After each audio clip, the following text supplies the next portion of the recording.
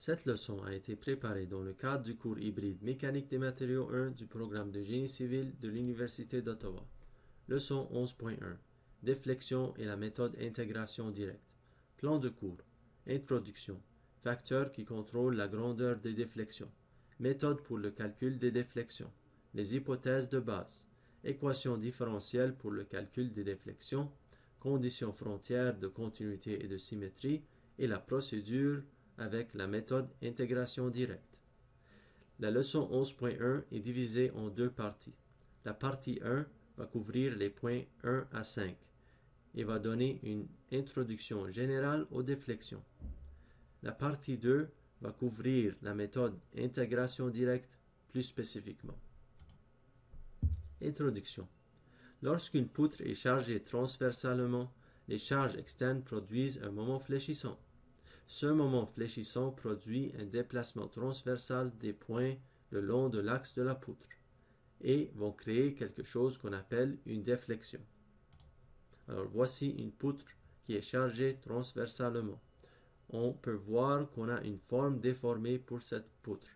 Et si on examine cette forme déformée par rapport à la forme initiale, on obtient la déflexion. Alors, la déflexion, c'est le déplacement transversal de la poutre. Et si on calcule la déflexion par rapport au point X, alors si on met notre X égale 0 ici, et on définit l'axe des X, et on trouve une équation pour définir cette forme déformée de la poutre, on obtient la déflexion en termes de X. On note qu'il y a plusieurs symboles que différents auteurs utilisent pour la déflexion. On peut utiliser le symbole delta, on peut utiliser le symbole V, on peut utiliser le symbole Y. C'est la même chose. Alors Vx représente la déflexion ou le déplacement transversal de la poutre par rapport à l'axe des X. Et si on parle de la déflexion I, on parle de la déflexion à un point spécifique I, c'est-à-dire à X égale I. Et si on parle de la déflexion maximale, on parle de la déflexion maximale en considérant toute la longueur de la poutre. On peut aussi trouver un autre paramètre qu'on appelle l'angle de rotation ou la pente. L'angle de rotation ou la pente représente la pente de la courbe de la tangente de la courbe décrivant la déflexion. C'est-à-dire, si je passe une tangente sur cette courbe de déflexion et je calcule cet angle, je trouve la pente ou l'angle de rotation. On note que l'angle de rotation est égal au premier dérivé de la déflexion, c'est-à-dire dv dx. Et si je fais je prends le deuxième dérivé, je trouve quelque chose qu'on appelle la courbure ou le curvature. Alors, les termes anglais sont deflection, slope et curvature. La courbe de déflexion suit le comportement du diagramme des moments, mx. Et on se souvient, si on a un moment interne positif, ce moment interne va plier la poutre en forme de sourire. C'est-à-dire, on va avoir de la compression en haut et de la traction en bas. Si on a un moment interne négatif, on va avoir le cas opposé. On va avoir de la traction en haut et de la compression en bas. Et ceci va être représenté sur le diagramme M. Et on peut faire le lien entre la déflexion et les moments si on sait ce concept. Alors, si le moment est positif, la courbure va être positive et la forme déformée de la poutre va être concave vers le haut, c'est-à-dire en forme de sourire. Alors, si j'ai un moment positif, je sais que la déflexion est de cette forme. Et vice-versa, je sais que si je connais la forme déformée, je sais tout de suite que le moment devrait être positif. Alors, c'est un concept qui peut nous aider à faire le lien entre les moments et la forme déformée. Du même point de vue, si le M est négatif, la courbure va être négative et la forme déformée de la poutre va être concave vers le bas. De plus, là où on a un m égale 0, on aura un point d'inflexion. Alors, pour cet exemple, si le diagramme des moments ressemble à ça, je sais qu'au point où on a m égale à 0, on aura un point d'inflexion. De plus, je vois ici, j'ai un moment négatif, alors je sais la courbure va être comme ça. Et ici, j'ai un moment positif, je sais la courbure va être comme ça. Alors, si je sais le diagramme des moments, je peux l'utiliser pour savoir la forme déformée. Et si je sais la forme déformée, je peux l'utiliser pour avoir quelques informations concernant le diagramme des moments. Les facteurs qui contrôlent la grandeur des déflexions. Les facteurs qui contrôlent la grandeur ou l'importance des déflexions sont 1. Le chargement. Si on a une charge plus excessive, la flèche ou la déflexion va être plus excessive. 2. La nature des appuis et type de poutre, comme il est montré dans cette figure. 3. Le module d'élasticité. On va voir que la déflexion va être proportionnelle à 1 sur le module d'élasticité et le moment d'inertie. Alors, si mon module d'élasticité est plus élevé, on va avoir moins de déflexion. On va avoir un plus grand contrôle des déflexions. On se souvient, le module d'élasticité est fonction du matériau. Si le module est plus grand, la structure est plus rigide et elle est moins déformable. Par exemple, si on a le caoutchouc, on sait que ce matériau a un module d'élasticité très bas. Il est très flexible et va être très déformable. L'acier, en comparaison, a un module d'élasticité très élevé de 200 GPa. Il est un matériau rigide qui est peu déformable.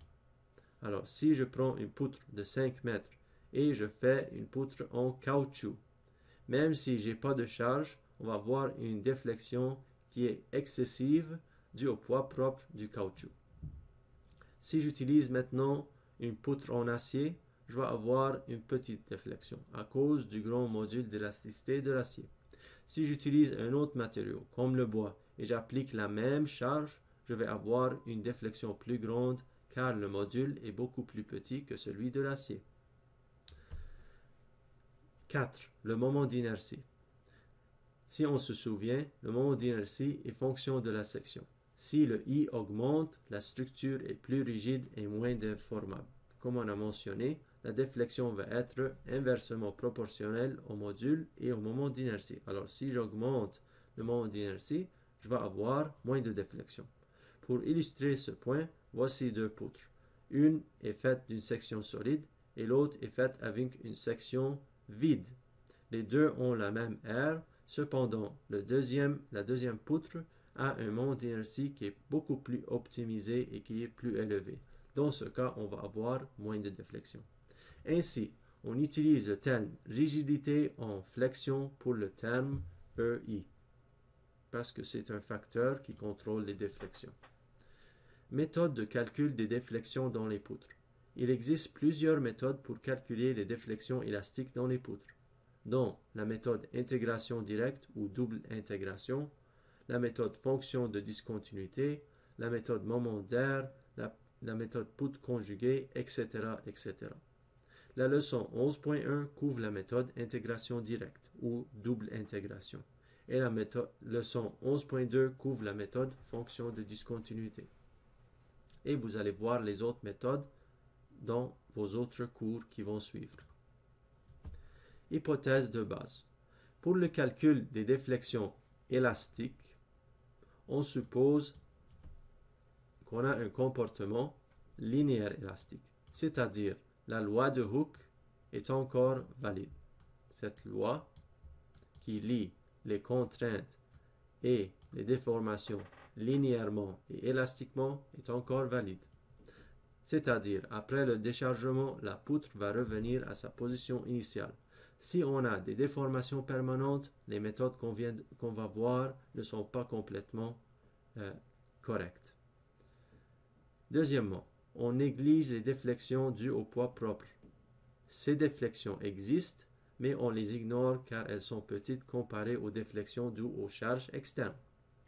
Troisièmement, le principe de superposition est applicable. C'est-à-dire, si j'ai une poutre et j'ai une charge distribuée et une charge concentrée et je trouve la déflexion. Si j'analyse la poutre sous la charge distribuée et sous la charge concentrée tout seul et j'ajoute les deux déflexions, je vais obtenir le même résultat. C'est le principe de superposition et il est applicable si on reste dans le domaine linéaire élastique. On note qu'on va voir plusieurs méthodes pour calculer les déflexions en utilisant divers principes. Cependant, il y a certains types de poutres avec certains types de chargements qui sont couramment trouvés dans les applications de génie civil et génie mécanique. Pour ces types d'applications, on retrouve dans certains livres des tableaux qui nous donnent les déflexions tout de suite en donnant le chargement, le type de poutre et des autres informations et des formules qu'on peut utiliser tout de suite sans avoir à utiliser les méthodes qu'on va voir dans cette classe. Voici un exemple d'un extrait d'un tableau et voici un autre exemple de tableau. Vous voyez, on nous donne la pente, la déflexion maximale et la déflexion totale sur la longueur de la poutre. Équation différentielle pour le calcul des déflexions. On ne va pas faire la dérivation complète de l'équation différentielle. S'il vous plaît, consultez votre livre pour plus de détails. Ici, on va faire juste un bref sommaire. Considérons qu'on a une poutre avec une certaine longueur, avec une charge distribuée Wx, et on examine une section petite de cette poutre delta x, comme il est montré ici, une section de poutre initiale. Ensuite, on applique la charge et on examine la forme déformée de cette poutre. Alors, on a la section de poutre en flexion avec la déformation exagérée. On peut mesurer la déflexion, la pente, et aussi avec la courbe de déflexion, on peut définir un centre de courbure et le rayon de courbure, comme on avait vu dans la leçon sur les contraintes de flexion. Dans la leçon 7, on avait dérivé la relation entre la courbure et le moment fléchissant. Si on se souvient, on avait trouvé la relation suivante pour les contraintes. Et aussi, on avait trouvé cette relation, E est égal à moins 1 sur le rayon de courbure multiplié par Y pour la déformation. Et si on combine ces deux équations, on trouve cette relation très importante qui lie la courbure et le moment interne.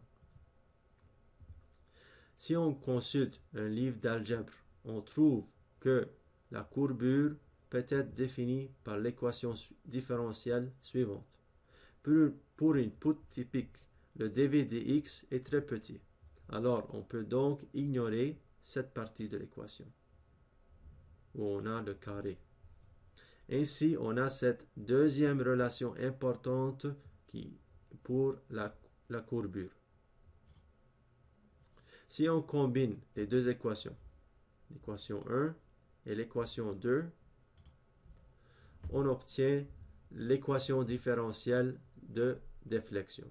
C'est une équation très importante qui est à la base de toutes les méthodes de déflexion qu'on va voir dans ce cours et que vous allez voir dans d'autres cours. Avec cette équation, on peut trouver les relations suivantes. Premièrement, on se souvient, la déflexion est donnée par V et la pente est donnée par le premier dérivé de V. Et de plus, on se souvient que cette valeur ici définit la courbure.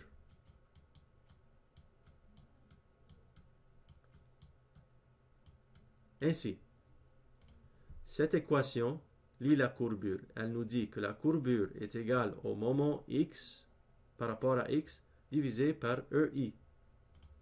Ainsi, si je fais l'intégration une fois, qu'est-ce que j'obtiens? J'obtiens la pente. Et si je fais une intégration une deuxième fois, je vais obtenir la déflexion. C'est-à-dire, si je prends l'équation et on intègre une fois, on trouve la pente ou the slope. Alors on va trouver cette relation ici. Et si on intègre une deuxième fois, on va trouver une relation pour la déflexion. Deflection. Et ça, c'est ce qu'on va faire dans la méthode double intégration. On va expliquer plus de détails concernant la méthode double intégration dans la partie 2 de cette leçon.